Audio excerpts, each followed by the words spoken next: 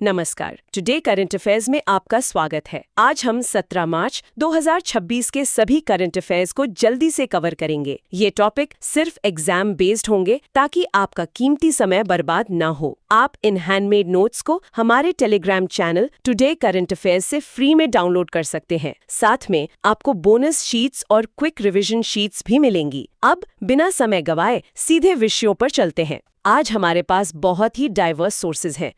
हम economy, space, international खबरें, GI tags और इंफ्रास्ट्रक्चर जैसे महत्वपूर्ण टॉपिक्स कवर करने वाले हैं। अब इकोनॉमी की बात कर लेते हैं। आरबीआई ने एनबीएफसी नियमों में नई सरलीकृत पंजीकरण प्रक्रिया के बारे में कुछ अपडेट्स दिए हैं। ये टाइप 1 और टाइप 2 एनबीएफसी का क्या कॉन्सेप्ट है? देखिए, इसे बहुत ही सिंपल तरीके से समझते हैं। टाइप 1 एनबीएफसी वो होते हैं जिनका सार्वजनिक धन या सीधे कस्टमर इंटरफेस से कोई लेना देना नहीं होता, मतलब वो पब्लिक से पैसा नहीं लेते हैं। अच्छा, तो फिर टाइप 2 क्या करते हैं? टाइप 2 एनबीएफसी वो होते हैं जिन्हें कुछ खास शर्तों के साथ सार्वजनिक धन स्वीकार करने की अनुमति होती है। अब क्योंकि इसमें पब्लिक का पैसा इन्वॉल्व है, तो आरबीआई इन पर बहुत सख्त नियम लागू करता है। राइट। और शायद इसी सख्ती की वजह से आरबीआई ने वीटा मर्चेंट्स बैंक पर 3.10 लाख रुपए की पेनल्टी लगाई है। एकदम सही पकड़ा आपने। कंप्लायंस में गड़बड़ी पर आरबीआई सीधा एक्शन लेता है। अब इकोनॉमी का सबसे महत्वपूर्ण अपडेट देखते हैं। मॉस्पी ने जीडीपी का आधार वर्ष बदलकर 2022-23 कर दिया है। पहले के आधार वर्ष 2011-12 हुआ करता था ना? हाँ, पूर्व जीडीपी आधार 2011-12 था। इसके साथ ही एक और डेटा आया है, जीवीए डेटा चार्ट। इसमें सर्विस सेक्टर यानी सेवा क्षेत्र की वृद्धि 9.9% दिखाई गई है, जो कि एक संशोधित अनुमान है। अब एक और इम्पोर्टेंट टॉपिक की बात करते हैं। नेशनल न्यूज और गवर्नमेंट स्कीम्स की तरफ चलते हैं। नई दिल्ली में राष्ट्रपति द्रौपदी मुर्मू जी ने GCWS 2026 का उद्घाटन किया है। ये बहुत ही क्रिटिकल इवेंट है। हाँ, और इसका पूरा फोकस कृषि सम्मेलन में महिलाओं की भागीदारी पर है। सही बात है। और इसी के साथ अगर हम डेटा कलेक्शन की बात करें तो एनएसओ ने नागपुर में NHIS प्रशिक्षण शुरू किया है। ये एक राष्ट्रीय आय सर्वेक्षण शिविर है। अच्छा। और ई वेस्ट को लेकर भी एक अपडेट है ना? भारत ने ITU नेतृत्व वाले ई कचरा दौरे की मेजबानी की है। हाँ, और तकनीकी क्षेत्र में भी हम आगे बढ़ रहे हैं। DOT और ACP ने कोलंबिया के साथ तकनीकी साझेदारी की है। राइट।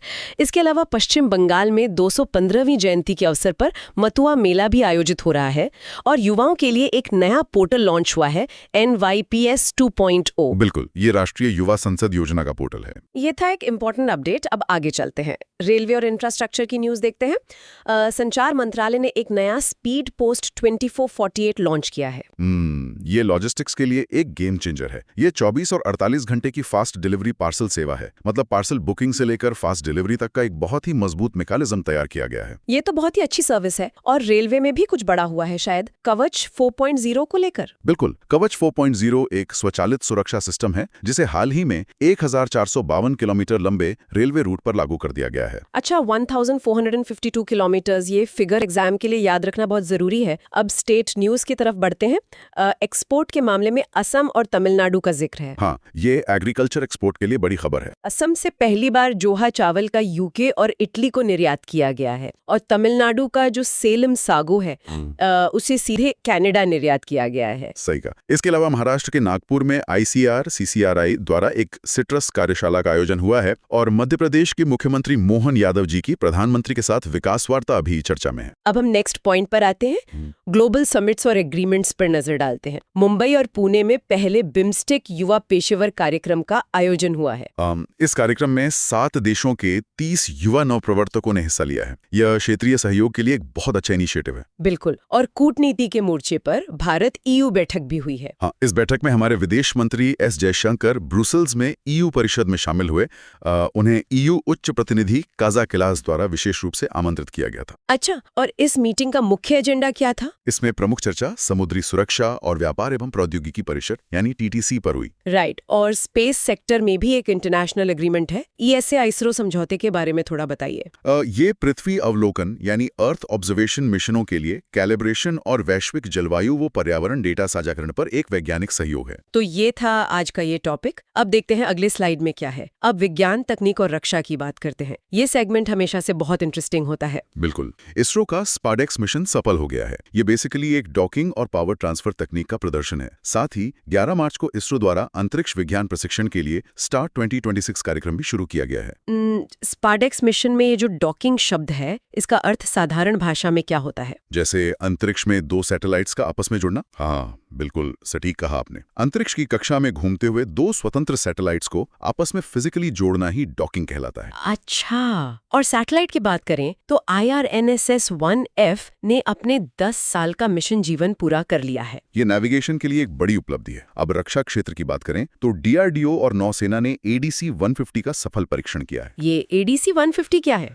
ये P-8I विमान से 150 किलोग्राम पेलोड क्षमता का एक एयर ड्रॉपेबल कंटेनर है, जिसे समुद्र में सफलतापूर्वक ड्रॉप किया गया। और इसके साथ ही दिव्यास्त्र का भी सफल उड़ान परीक्षण हुआ है, जिसमें MIRV तकनीक का इस्तेमाल किया गया है। अब इसके बाद एक और जरूरी टॉपिक है, पर्यावरण और स्वास्थ्य सेगमेंट की तरफ बढ़ते हैं। CAQM ने दिल्ली NCR से कुछ प्रतिबंध हटाए हैं। हाँ, वायु गुणवत्ता प्रबंधन आयोग ने GRAP-1 के प्रतिबंध हटा दिए हैं। इसका कारण यह है कि अब AQI 119 दर्ज किया गया है, जो कि मध्यम श्रेणी में आता है। ये एक राहत की बात है। और 3 मार्च को मनाए गए वन्य जीव दिवस की 2026 की थीम भी सामने आई है। थीम है औषधीय पौधे, स्वास्थ्य, विरासत और आजीविका का संरक्षण। थीम अक्सर एग्जाम्स में पूछी जाती हैं, तो इसे जरूर नोट कर लें। इसके अलावा स्वास्थ्य मंत्रालय ने ड्रग्स नियमों में बदलाव किया है। अच्छा, ये बदलाव किस चीज को लेकर है? ये रक्त उत्पादों के लिए नए मानदंड तय करता है। और कल्चर के मोर्चे पर 12 मराठा किलों के लिए ASI ने अपनी प्रबंधन योजना पूरी कर ली है। राइट, मतलब अब ये किले यूनेस्को नामांकन के लिए तैयार हैं। बिल्कुल। चलते हैं अगले इंपॉर्टेंट पॉइंट की तरफ। व्यक्ति, समाचार और सम्मान के सेगमेंट में आते हैं।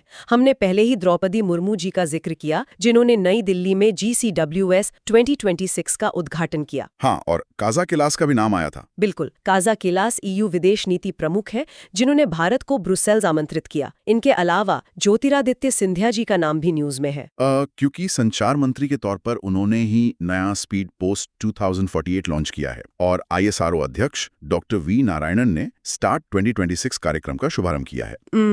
और सम्मान की बात करें तो GI टैग्स को फिर से दोहरा लेते हैं। असम के सुगंधित जोहा चावल को निर्यात सफलता मिली है। और तमिलनाडु के सालेम सागो, जिसे हम साबुदाना कहते हैं, उसे भी वैश्विक पहचान मिली है। देखिए, एग्जाम्स में अपॉइंटमेंट्स, ऑनर्स और विशेषकर GI टैग्स के इंटरनेशनल एक्सपोर्ट्स पर सीधे सीधे सवाल बनते हैं। अब आगे बढ़ते हैं, खेल समाचार और रिपोर्ट की बात कर लेते हैं। एक नई रिपोर्ट आने वाली है। हाँ, खेल उपकरण विनिर्माण निर्यात क्षमता पर एक नई रिपोर्ट 19 मार्च 2026 को आधिकारिक तौर पर जारी होने वाली है।